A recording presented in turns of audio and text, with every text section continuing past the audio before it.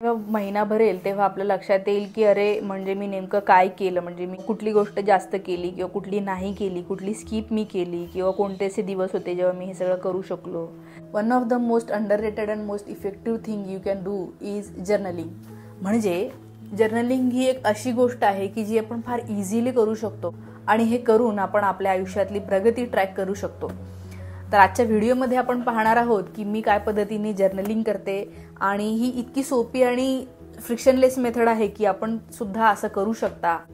तर हे सगळं माझं गेल्या 2 वर्षातलं बाळ आहे आणि ती प्रोसेस सुरूच आहे. आणि मी 18 वर्षाची असल्यापासून मी हे सगळं करते आहे. ही गोष्ट मला खरोखर खूपच जास्त महत्त्वाची वाटते. खरं म्हणजे मी डिजिटली पण डायरी लिहिण्याचा प्रयत्न केलेला आहे की बरेच ॲप्स आहेत ज्याच्यावर आपण डायरी किंवा नोंदी अशा ठेवू शकतो किंवा फेसबुक आहे, इंस्टाग्राम आहे. हे माध्यम, हे डायरी लिहायचे माध्यम नाही आहे. आपण त्यात आयुष्यातल्या आठवणी आपण मे बी नोंद करून ठेवू शकतो किंवा फोटो तिथे टाकू शकतो. त्यातनं आपल्याला कळत राहतं की कोणत्या काळामध्ये मी नेमकं काय करत होते.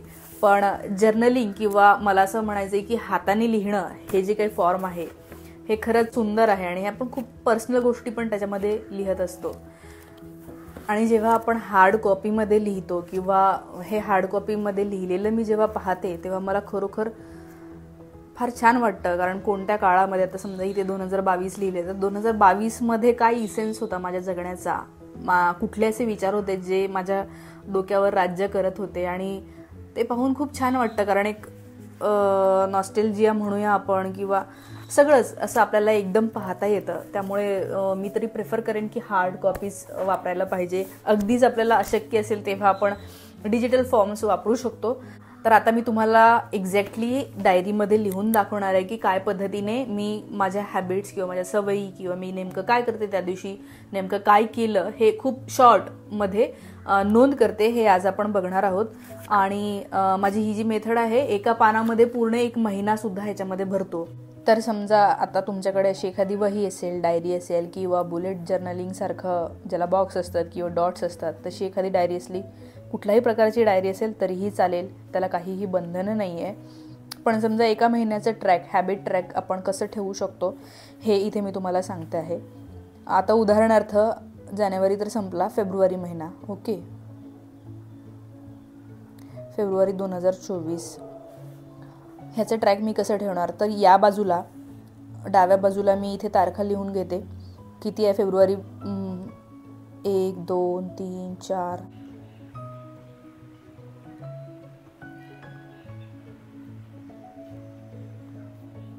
तारीख झाल्याच्या नंतर वार कोणता आहे, तर फेब्रुवारीच्या 1 तारखेला ट्यूजडे आहे, नंतर फ्रायडे, सॅटरडे, संडे, मंडे,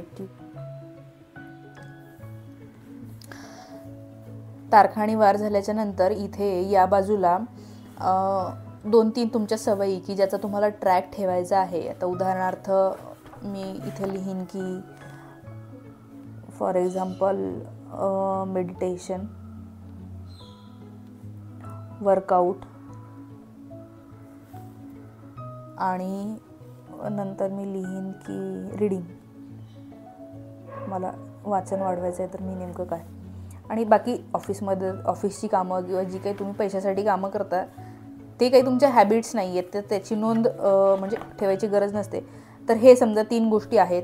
आणि इथे समजा तुम्हाला तुमचं वेट लॉस करायचं असेल तर तुम्ही इथे करू शकता. वेट किती आहे 1 तारखेला, 2 तारखेला, ह्याची पण नोंद करू शकता तुम्ही.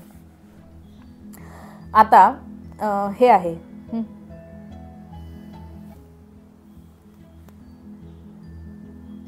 आता एक अशी रेष मारून घ्यायची, एक दुसरी रेष इथे मारून घ्यायची, तिसरी रेष मारून घ्यायची, ओके. आता तिकडे लक्ष नका देऊ की ह्या वेगळं वेगळं झालं आहे. मेडिटेशन आहे, वर्कआउट आहे, रीडिंग आहे, ओके. आता मी पाहणार की मी 1 तारखेला मेडिटेशन केलं का, केलं असेल तर मी असं असं भरेन. वर्कआउट केलं का, नाही केलं. रीडिंग केलं का, हा रीडिंग केलं, ओके. मग 2 तारखेला केलं का मेडिटेट, येस केलं असेल तर मी भरेन असं त्याला पूर्ण हे करेल. वर्कआउट पण करणार असेल, समजा आता मला कळतं की मी काल नाही केलेलं म्हणजे मी आज करायला पाहिजे तर मी ह्याला हे करेल. मग रीडिंग समजा राहून गेलं, काहीतरी दुसरीच कामं आले, नाही तर नाही. तर असं करत करत आपण जेव्हा पूर्ण ह्याची नोंद घेतो, समजा या दिवशी मी काहीच केलं नाही, माझ्या घरी खूप लोक आले किंवा मी कुठेतरी बाहेर गेली 2 दिवस, तर मला ह्यातलं काहीही जमलेलं नाही आहे, तर मी हे नाही केलं. किंवा काही दिवस असतात की जेव्हा तुम्ही सगळं करता, सगळं खूप व्यवस्थित करता, तर हे समजा तुम्ही केलेलं आहे.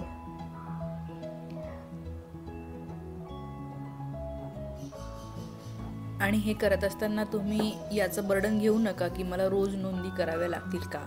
एखादे 2 दिवस तुम्ही विसरलात किंवा राहून गेला, गडबड झाली, तरी तुम्ही मागे जाऊन काहीतरी आठवून तुम्ही या नोंदी करूच शकता की अरे हां, मी 3 तारखेला लिहिलं होतं, वाचलं होतं, अभ्यास केला होता, मेडिटेट केलं होतं. तर ते केलं असेल तर तुम्ही तिथे हे करू शकता. म्हणजे याचंही बर्डन कधीच घेऊ नका. मी पण हे करत असताना मी कधीही लोड असा घेत नाही की अरे मी आज लिहिलंच पाहिजे किंवा लिहिलं नाही तर कसं.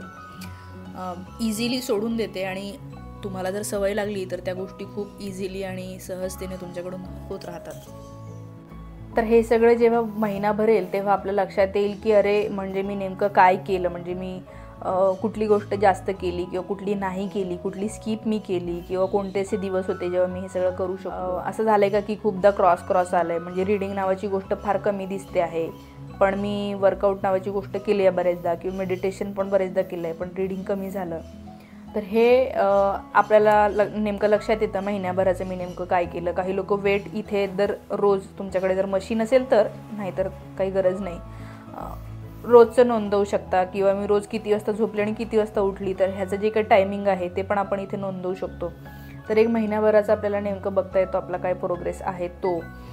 किंवा आता हे तर झालं हॅबिटचं, पण मग इथे काय करायचं. आता अनेक लोकांना रोज डायरी नाही लिहिता येत किंवा मी काय केलं असं खूप काय भरपूर नाही लिहिता येत किंवा गरज पण नसते. तर नेमकं आता 1 तारखेला मी नेमकं काय केलं, म्हणजे एखादीच अशी खूप मोठी हायलाइटेड गोष्ट जी तुम्हाला असं वाटते की तिची नोंद मी करून ठेवली पाहिजे की काय. फॉर एक्झाम्पल मी कोणातरी सरांना भेटले आणि ते सर मला असं असं म्हणाले, हे असेल. किंवा मी आज हे नवीन पुस्तक वाचायला घेतलं, ओके, त्याचं नाव, आणि हे आता मला संपवायचं आहे, इंटरेस्ट त्या पुस्तकाचं नाव. तर असं करत तुम्ही इथे त्या दिवशीच्या ज्या काही हायलाइटेड गोष्टी आहेत त्या इथे आपण नोंदवू शकतो.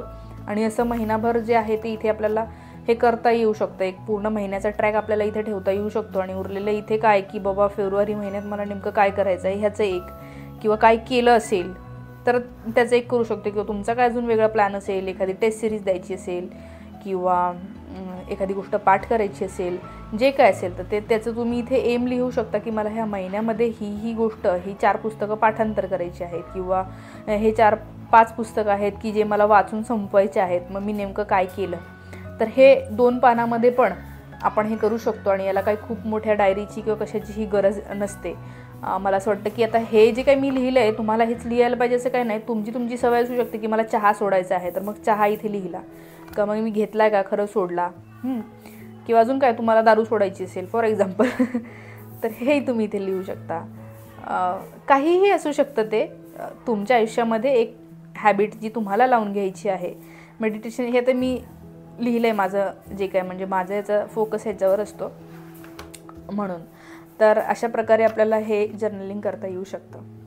तर अशा प्रकारे आपल्या सवयी, आपल्या हॅबिट्स ट्रॅक करून आपण आपला प्रोग्रेस नोंदवू शकतो. आणि हे बघितल्याच्या नंतर आपल्याला कळतं की मी कुठे आहे, मी नेमकं प्रोग्रेस खरंच करणार आहे आयुष्यामध्ये की माझं काय होऊ शकतं हे आपल्याला कळतं. इथे एखादी दुसरी गोष्ट असू शकते की तुम्ही एक नवीन बिझनेस सुरू केला आहे, फॉर एक्झाम्पल तुम्ही यूट्यूब चॅनल तयार केलं आहे आणि मग मी त्याच्यासाठी काम केलं आहे का हे सुद्धा आपण याच्यामध्ये टाकू शकतो.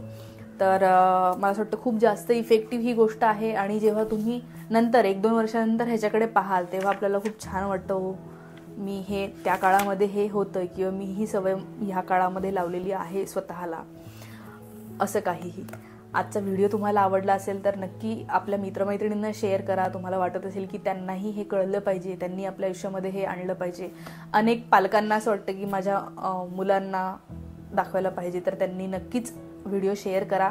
आणि अशाच माहितीपूर्ण एज्युकेशनल व्हिडिओसाठी आपल्या चॅनलला नक्की सबस्क्राईब करा.